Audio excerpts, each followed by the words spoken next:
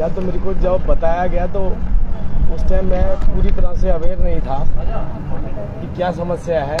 मुझे बताया कि अभी जो अफगान से लोग आए हैं उनको लेकर के एक बड़ी प्रॉब्लम है, उसको दूर करना है। तो मैंने सोचा कि मैं आज उसको जा कर के देखेंगे इस बात के ऊपर कैसे काम किया जा सकता है। लेकिन मौजी ने जैसे बताया कि पाकिस्तान से हम सब लोग आए थे और एक बड़ा इतिहास है इस गुरुद्वारे का कि कैसे 12 चिनार के अंदर संघर्ष करके लड़ाई लड़ करके हमने अपनी जानों को बचाया भी, और जिन लोगों ने इनके ऊपर अटैक किया था उनको किस तरीके से उनसे लड़ा गया। अभी मौजी ने बताया कि इनकी नानी ने खुद कुल्हाड़ी लेकर के लड़ाई लड़ी। तो ये वही लोग महसूस कर सकते हैं जिन लोगों ने अपने घर छोड़े हैं। हाँ, जिन्हें पता नहीं है उनको शायद एहसास नहीं होता। या हमारी जो अगली पीढ़ियां आ गई हैं, 3-4 पीढ़ियां आगे बढ़ चुकी हैं, और 3-4 पीढ़ियां आगे कहीं वही गलती तो नहीं कर रही जो गलती पहले हो चुकी थी, जिसकी वजहों से पाकिस्तान बना था।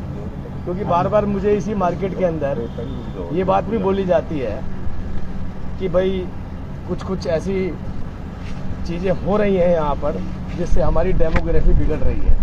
डेमोग्राफी तो समझ रहे होंगे ना, कि और जो है डिटेल में बताऊँ उस बात को कि हमारी डेमोग्राफी बिगड़ रही है। फिलहाल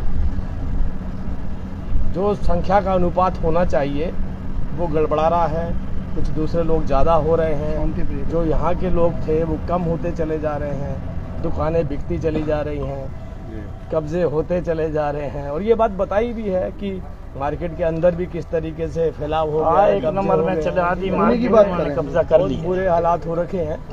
तो मुझे लगता है कि वो दिन दोहराना नहीं है जो दिन देख करके आए हैं। तो ये नहीं कि हर बार अगली तीसरी पीढ़ी जो आएगी फिर से उसको वही दिन देखना पड़ेगा।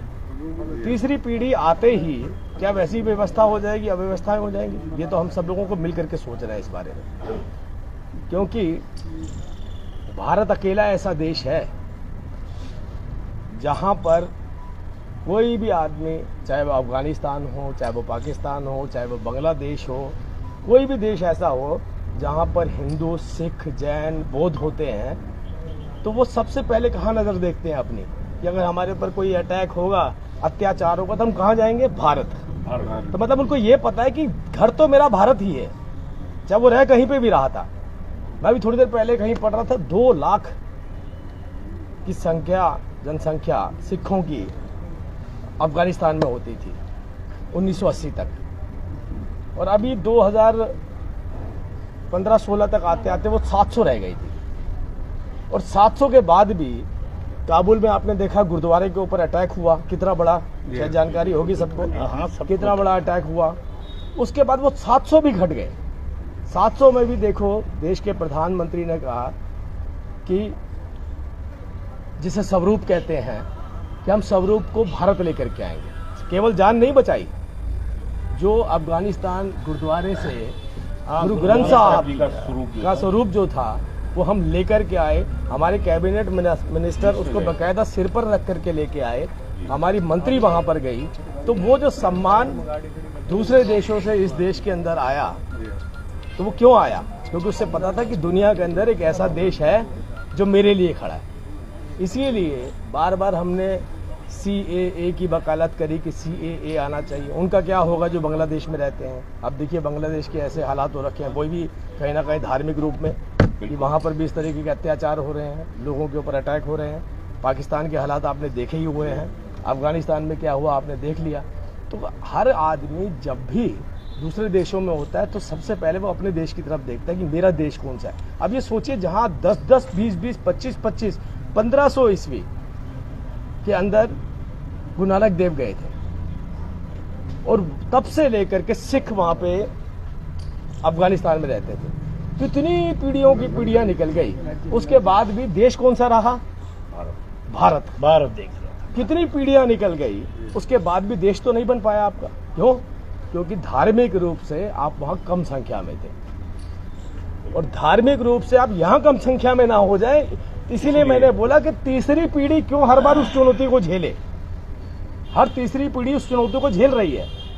हर बार हम ये देख रहे हैं कि आप कहीं पर रह रहे होते हैं, धीरे धीरे धीरे धीरे वहाँ की डेमोग्राफी बदलती है, धीरे धीरे वहाँ पर कब्जे शुरू हो जाते हैं, आप ही की दुकानों में दूसरे लोग होते हैं और आप अपनी दुकान के बाहर हो जाते हैं। धीरे धीरे आपके घर बिकने शुरू हो जाते हैं, आपके बच्चे वहाँ से पलायन करना शुरू कर देते हैं। मतलब आप अपना ही शहर छोड़ने के लिए मजबूर हो जाते हैं, अब अपनी ही कॉलोनी छोड़ने के लिए मजबूर हो जाते हैं। जिस जगह पे आप पाकिस्तान से आए थे, क्या दोबारा पाकिस्तान बना देंगे उस जगह को? तो इसके लिए तो हम सबको मिलकर के लड़ाई लड़नी पड़ेगी, मिलकर के जागरूक होना पड़ेगा। तो हमारा जो असली उद्देश्य है वो यही है कि देखिए, पहले जैसे बाबूजी ने बोला, इन्होंने कुछ समस्याएं बताई हैं, आप विश्वास कीजिए कुछ ऐसी बातें भी बताई हैं जो बहुत बड़े लेवल की हैं, जो शायद अभी वक्त लग सकता है। सीवेज की बात करी आपने, सीवेज की सफाई तो हो सकती है, लेकिन सीवेज का नया डलना वो एक लंबा समय लग सकता है। सफाई को लेकर के मैं बड़ी लंबी लड़ाई लड़ रहा हूँ और मैं बार बार लोगों से अपील